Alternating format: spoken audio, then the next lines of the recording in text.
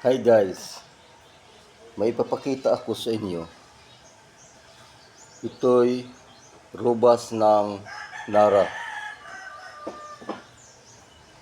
Ito'y katas ng Nara. Noong 2016, nagkaroon ako ng 6 na mga bukol sa aking kidney at bato sa aking kidney. Marami na akong nagastos sa doktor. Malapit sa 100,000. Kaya gusto ng doktor ako'y operahan.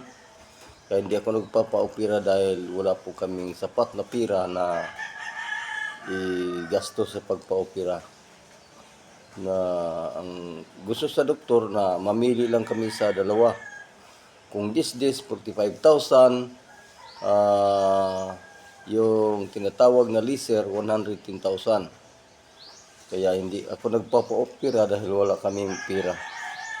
So, itong Nara, nakarinig dito sa kapitbahay namin na nagkaroon siya ng bato sa kidney at nagka-catheter na. So, naka-schedule na ang operation sa kanya, pero sinusubukan niya pag-take yung Nara. 2 days lang, naihi niya yung mga bato, naka-recover siya. Kaya yung ginawa ko, umiinom ako ng 3 baso tuwing umaga bago ako kumain, 30 minutes.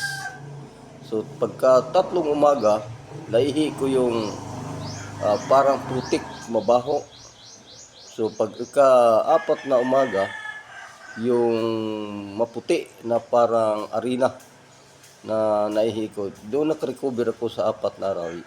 Kaya simula noong 2016 hanggang ngayon, ginawa ko, ako'y namimigay sa mga tao yung may mga karamdaman. Peptic ulcer, pneumonia, arthritis, iba pang may mga sakit, nakarecover sila, walang gastos kahit piso, mga kapatid. Kaya ako'y bilang pastor na tagapangasiwa sa mga kaluluwa, kaya itong ginawa ko para makatulong ako sa mga mahirap. Kaya ito lang ang maipaabot ko sa inyo, lalo na sa mga mahirap.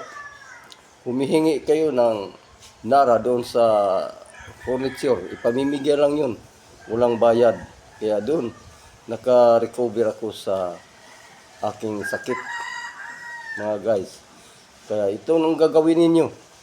Kaya ito'y totoo talaga, ito'y proven para sa akin. Marami pong salamat sa inyo.